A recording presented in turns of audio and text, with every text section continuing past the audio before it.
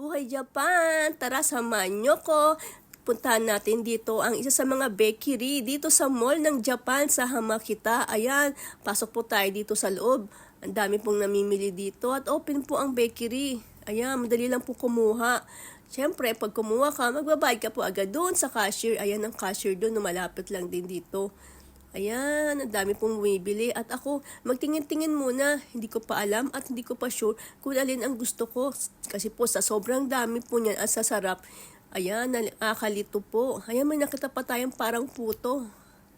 At ito po ang isa sa mga paborito natin. At meron din ditong parang kamote. Ayan, ang tinapay na parang kamote ang flavor. Ayan, at meron din po ditong mga donuts. Iba't ibang klase ang donuts dito. Ayan, may mga strawberry flavor, ang choco flavor. At ayan, may blueberry pa. Ang isa sa mga paborito ko rin yan. Halos lahat po yan ng tinapay dito ay paborito natin. Yan po ang bakery dito sa Japan. Please like and subscribe my YouTube channel. Serni in Japan, yours truly. Ayan, mag-ikot muna po tayo at hanap ng ating makakain. Ang paborito nating tinapay. Ito nga po pala parang bread talk din, no? Ang sarap po niyan. Sausaw sa kape. Thank you for watching!